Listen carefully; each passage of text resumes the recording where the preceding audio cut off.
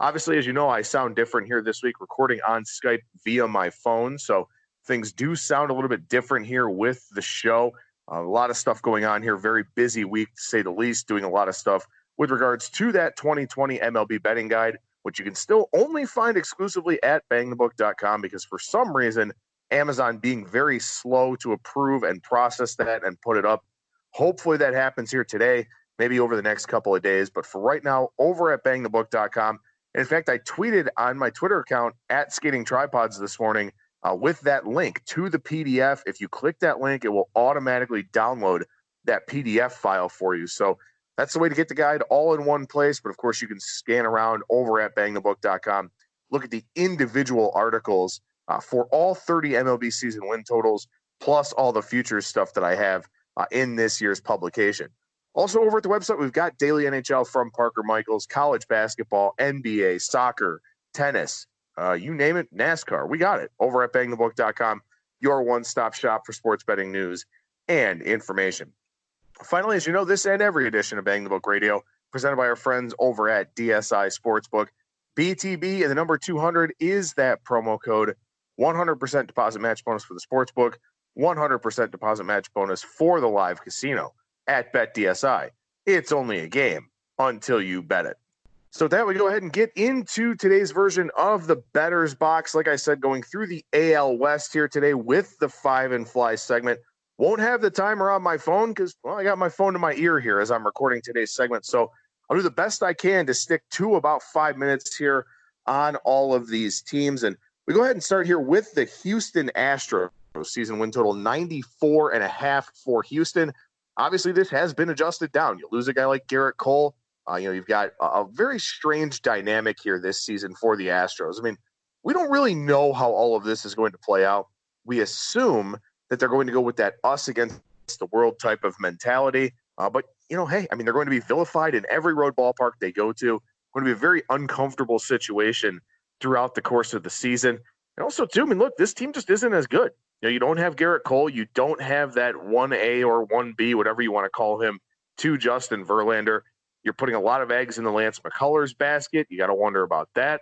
And then, of course, guys like Armenteros getting hurt here in spring training. Forrest Whitley didn't look very good in his first spring appearance, and he's been injured for the better part of the last 2 or 3 seasons. So a lot of depth questions here for this Houston Astros team. And like I said, I mean, you just look at this team, and it's one of those situations where this offense is still elite. I mean, last year they were first in batting average, first in on-base percentage, first in slugging percentage, first in WOBA, first in weighted runs created plus, first in strikeout percentage, and first in walk percentage. So this is still an elite lineup. That hasn't changed. That's not going to change. And in fact, maybe this lineup gets a little bit better with a guy like Yordan Alvarez now in his first full season. He played a half season last year. Looked very, very good in the process. You've got guys like George Springer, who had a big season last year. Alex Bregman, of course, in that MVP discussion.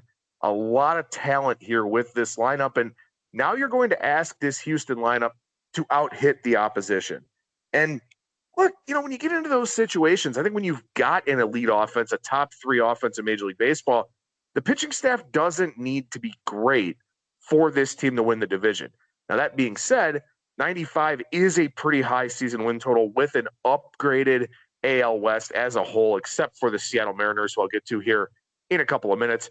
And of course, as we know, Houston's going to get everybody's best shot this season. A lot of people upset, a lot of people pissed off and perturbed by what the sign stealing scandal did in terms of maybe future earnings, in terms of guys going up, getting sent down, stuff like that. Players are very upset that Major League Baseball didn't do more to punish the Houston Astros. So maybe they'll take out, some of their own justice on that Houston team. And of course, like I said, everyone's going to get, or Houston's going to get everyone's best shot here over the course of the season. So with a season win total number that is this high, I have to look over just because of the strength of the lineup and because the bullpen is still very good with guys like Roberto Osuna, with guys like Ryan Presley. And of course, I mean, this is a pitching factory. They develop a lot of good guys. They don't have Will Harris. They will have to move Josh James into the rotation, so we'll see how that goes.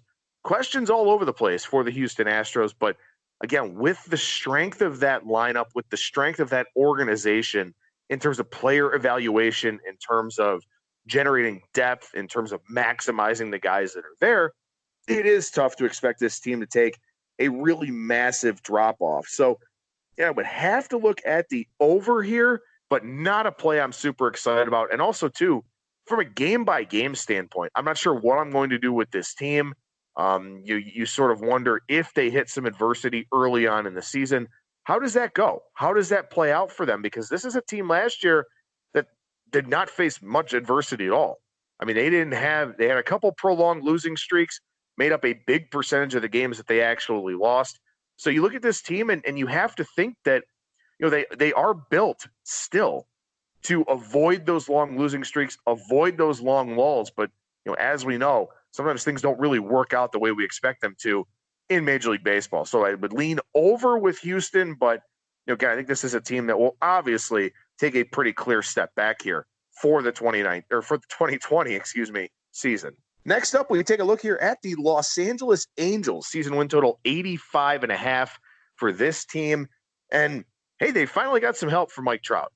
It is astonishing to me that Mike Trout, I believe he made his debut in 2011, I want to say.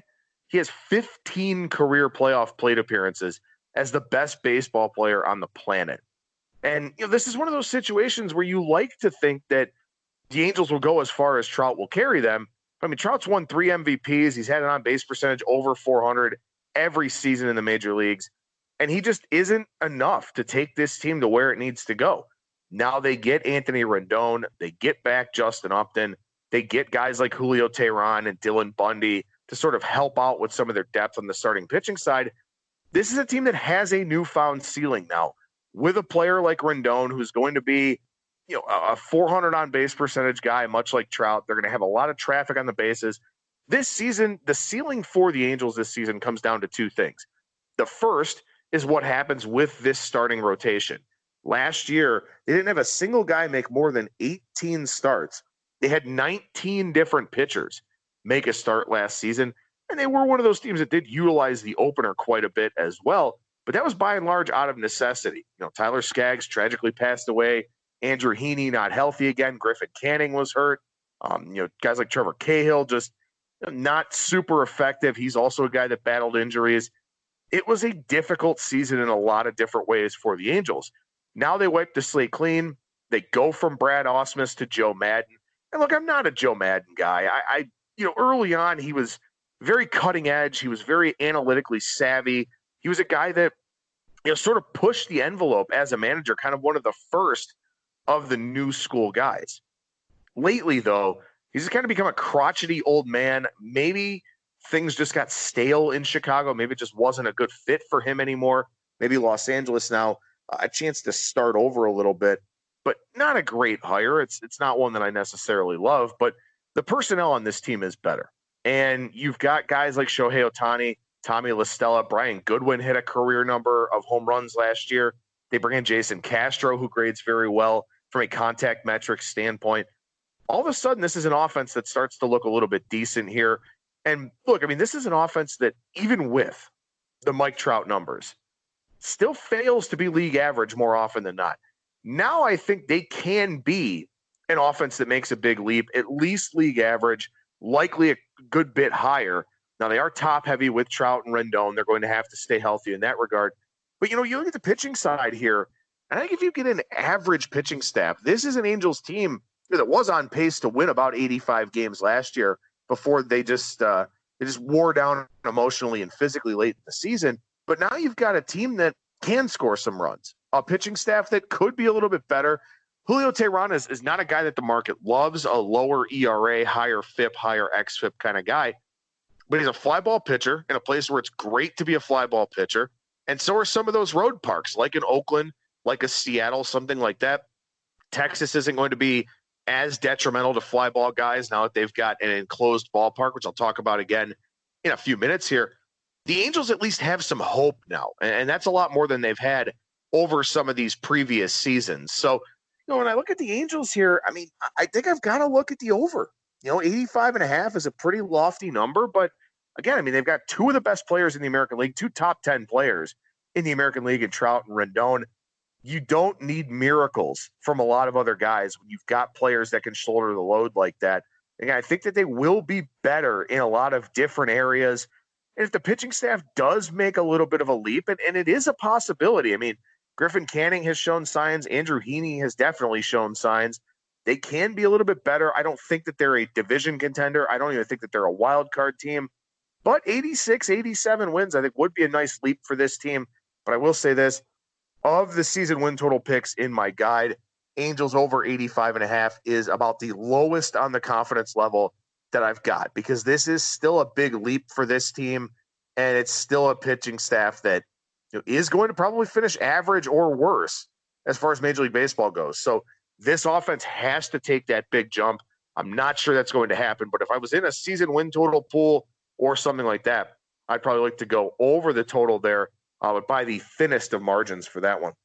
About the Oakland A's here, season win total 89.5, and the Oakland A's are finally getting that respect in the betting markets that they deserve, coming off of back-to-back 97-win seasons, appearances in the American League wildcard game.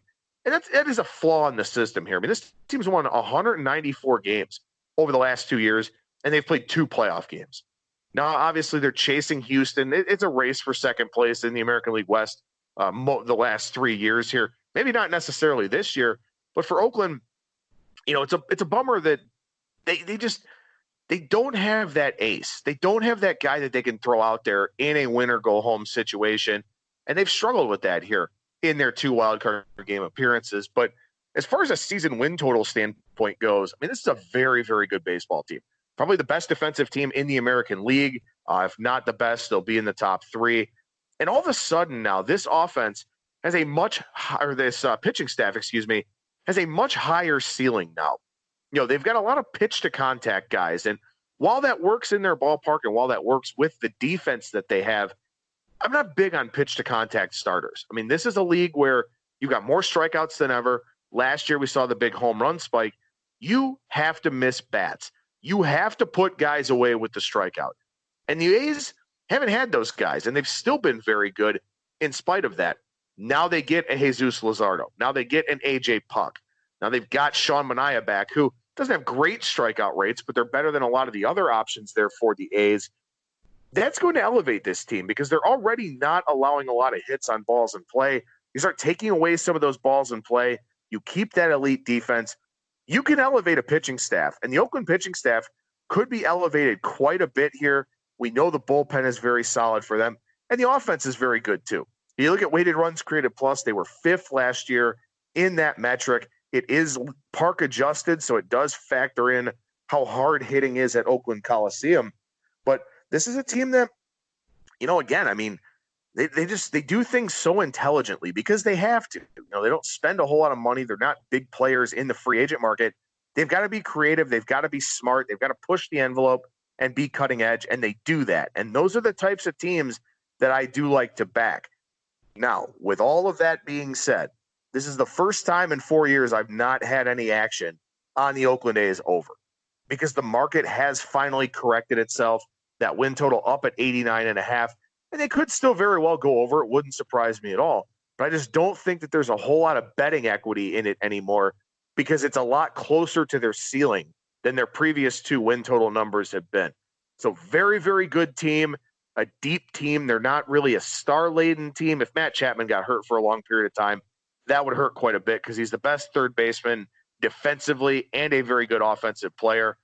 But the A's, again, one of those, much like the Angels, if I had to play this one in a contest or a pool, the over would be the only way that I could look here. And it's one of those scenarios to me where you've got a team that has a really high floor. And if I've got a team that has a really high floor, they're not going to bottom out. Those are the types of teams I do like to look at from an over standpoint. And that would be the Oakland A's here.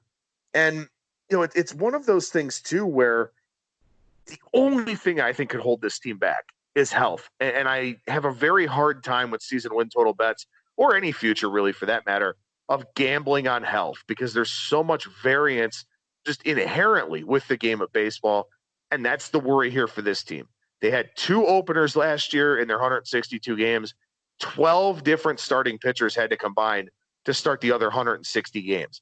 And Luzardo, Puck, Manaea, guys like that are all injury risks. So this is a team with a high ceiling, with a high floor, but still from a season win total standpoint, I think it's difficult. I think if you like Oakland in any context, you look at division futures, you look at a World Series future, something like that, in hopes that they, get to the postseason tournament either with a wild card berth or by winning this American League West division. Next up here, we take a look at the Seattle Mariners season win total for Seattle, 67.5 here. This is the worst team in the American League West. There's no question about that. I just talked and sung the praises of the Astros, of the A's, of the Angels. And again, I don't think any of those are strong overplays by any means, but it's very clear that, you've got three teams with a win total of basically 85 or higher. Somebody has to lose in that division. That somebody will be the Seattle Mariners. Last year, the offense was decent. I mean, the offense was bordering on league average. They didn't have Mitch Haniger for a while. You give them credit for that. They did draw a lot of walks, which is a big reason why, they were around league average as an offense. The problem is they got the walks and then couldn't do anything with it. They didn't hit for a ton of power. They don't hit for a high average. They've got a lot of guys that strike out quite a bit.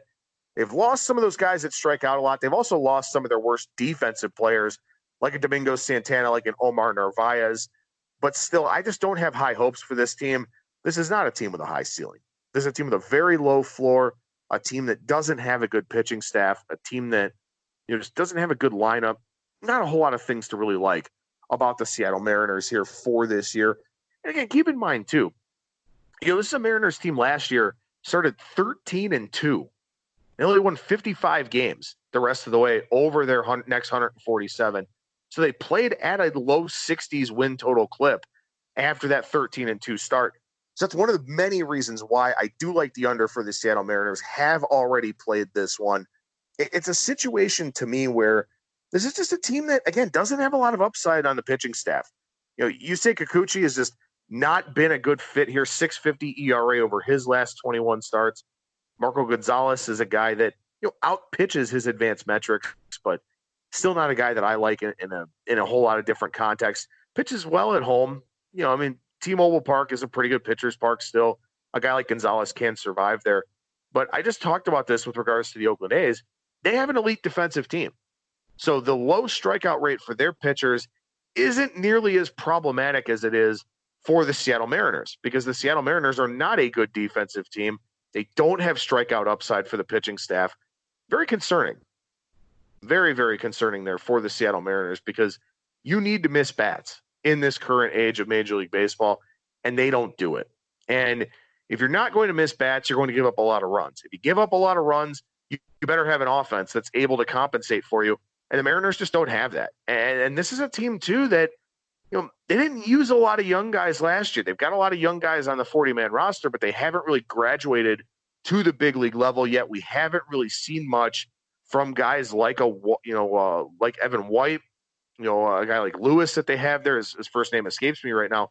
We haven't, Shed Long was fine in about 170 plate appearances, but we don't have track records for these guys. And the fact that they didn't have a lot of young talent out there on the field in such a lost season last year really does concern me as we go forward here with this Seattle Mariners team. So clearly the worst team in the division. Everybody else around them got better. Under 67.5 for the Mariners here is one of my favorite season win totals in the American League West. Finally, the Texas Rangers here, season win total 79.5.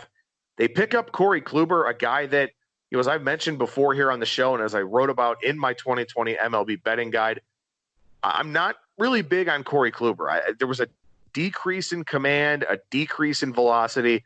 I'm not big on this fit. Now, I do think that because Texas is going inside, maybe that curtails the command issue for Corey Kluber, who has given up quite a few home runs, over the last couple of seasons here. And to a degree, that happens when you're a strike thrower with the proficiency that he is. But a lot of balls leak out over the middle of the plate. He allows a lot of hard contact on that sinker. It's not a pitch that I like at all for him, but it's still a pitch he throws about 40% of the time. So, he hasn't made that adjustment. And I don't think he's been a guy super receptive to analytics. Maybe he is down in Texas. Maybe Texas just has a different way of distributing that message. but I'm not high on Kluber coming into this season. I'm not high on Mike Minor at all whatsoever. Mike Minor last year, a guy that looks like a pretty big regression candidate to me. 3.59 ERA, 4.25 FIP, 4.60 xFIP here. So that's a guy that did wear down in the second half a little bit. And the guy's had a lot of injuries too. And he's had some high workload seasons here over the last couple of years. Minor is a regression candidate to me. I think Lance Lynn is a guy that you kind of look for some regression from as well, just because he's coming off of a career year. And I think some of those changes are sustainable through more four-seamers, more sliders, fewer sinkers. I don't like the sinker at all. If it's a guy that's a heavy sinker ball pitcher, unless he has an elite ground ball rate, 50% plus, not really a huge fan of that. So I'm glad to see that Lance Lynn made some adjustments, was much better against left-handed batters last year, but I'm skeptical. This is a guy that's had really big platoon splits as a starting pitcher here throughout his career. So if that's legit, if that's sustainable, maybe Lance Lynn stays on that same path. I'm just not sure that's going to be the case. And, last year they did have some injuries. They did make some trades, but they scored 0.8 runs fewer per game in the second half than they did in the first half. Now, of course, for most of the first half, they had Joey Gallo. Didn't have him for most of the second half. He makes a big difference, obviously. And that's a guy who really only had about a third of a season's worth of plate appearances last season. He will help this offense if he's out there. But this Rangers team, not great defensively. They've got some guys that hit but don't really have positions. It's not a team that I like because they don't have a high ceiling. They're too flawed. They have too many concerns, too many issues. The bullpen's not particularly good. They traded Chris Martin last year. They traded Emmanuel Clase here this offseason. There's no upside to this bullpen. There's not enough upside in the rotation for me. Even though I like Kyle Gibson, even though I like Jordan Lyles, I think they could be good guys for this team. It's a team where, again, there are three teams better than them in this division. And I think trying to find four teams to go, 80 plus wins, it's not easy. And I think the Rangers will be a team that just isn't quite as good as their peers here in this division. But again, from a game-by-game standpoint, I don't know what to do about this team because I don't know how this new ballpark is going to play. A climate-controlled environment will be closed. One of the biggest factors in offense is heat. Temperature is a big deal in terms of how the baseball carries. That will hurt a Texas team that, by and large, lives on its power. It will help the pitching staff at least. But I think this is just a Rangers team that isn't there yet. And they were a pretty good team last year. They were 58 and 54 through their first 112 games. But also, this is a cluster luck regression candidate. And I've talked about that concept before from Joe Pita in his great book, Trading Bases. This is a team that was very good with men in scoring position and not very good offensively overall. So you look for regression in those types of situations.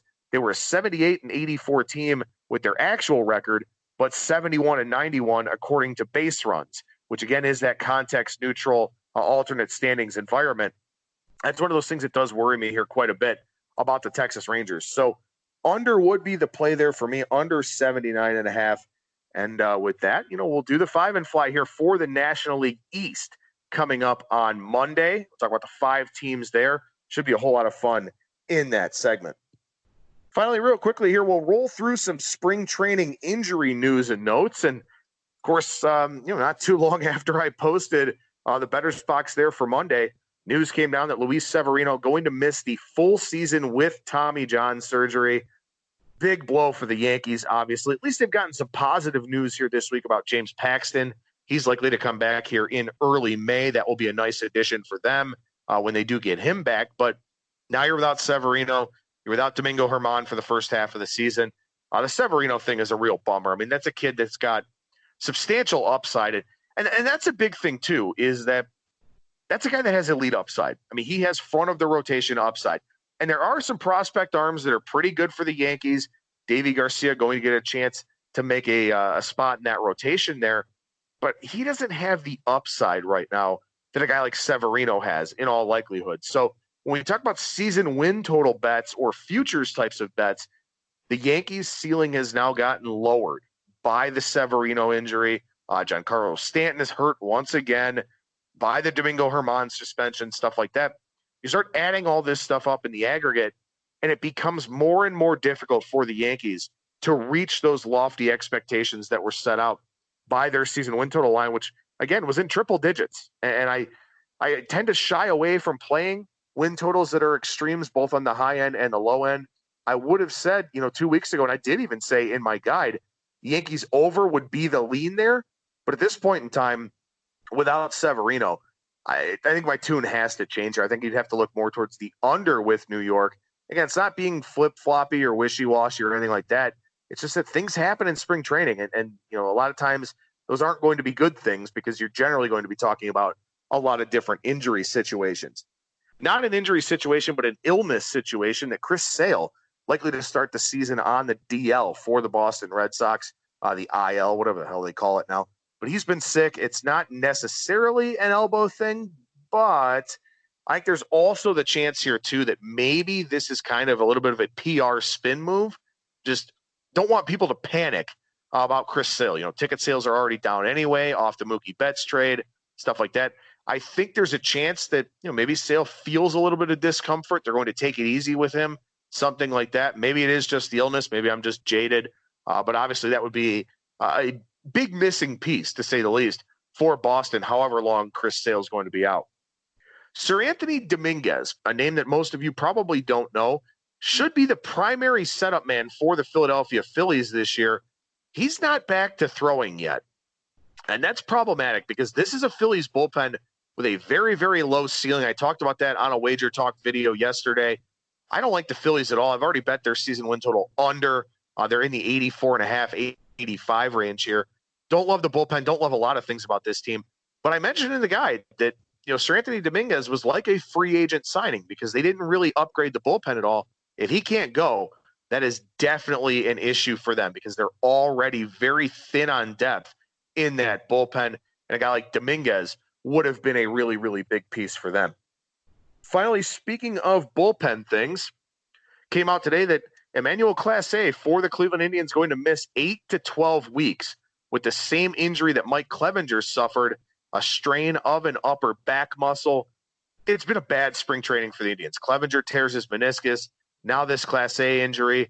Again, the optics for this Indians team just didn't look good anyway, but the bullpen had some upside. The bullpen had quite a bit of hope.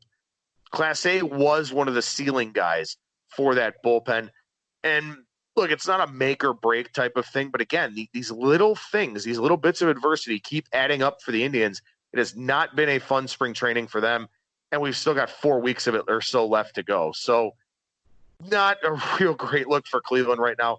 Again, it's one of those things that can lower a ceiling for a team because Class A was expected to make that leap, provide some stability, and again, in the era of the three batter minimum, he's the guy that gets guys from both sides of the plate out.